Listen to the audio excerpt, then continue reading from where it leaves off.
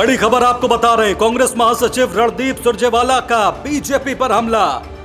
सुरजेवाला ने बीजेपी पर कई गंभीर आरोप लगाए हैं। सुरजेवाला ने कहा कि बीजेपी ने गीता की धरती को माफिया लैंड बना दिया है। हरियाणा फौजी जवान और किसान की भूमि है। बीजेपी ने हरियाणा को बदमाशों के हाथों में सौंप दिया है, ये बोले सुरजेवाला।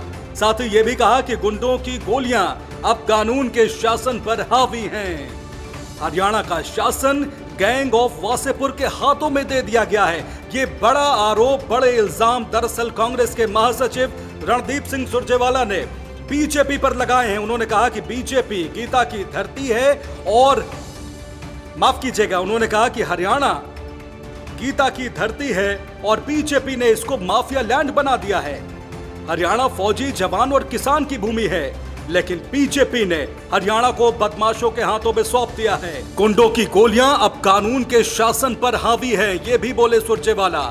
और उन्होंने ये कहा कि हरियाणा का शासन दरअसल गैंग ऑफ वासेपुर के हाथों में सौंप दिया गया है। तो प्रदेश की कानून व्यवस्था पर जमकर हमला बोला कांग्रेस के सांसद और विपक्ष के बड़े नेता रणदीप सिंह सुरजेवाला ने। उन्होंने कहा दरअसल हरियाणा जो है वो भगवान कृष्ण की गीता की भूमि है और बीजेपी की सरकार ने यहाँ की कानून व्यवस्था इतनी ध्वस्त कर दी है कि ऐसा लगता है मानो गुंडों के हाथों में ही प्रदेश का शासन हो। ये गंभीर आरोप और इल्जाम कांग्रेस सांसद रणदीप सिंह सुरजेवाला ने प्रदेश की बीजेपी सरकार पर लगाए।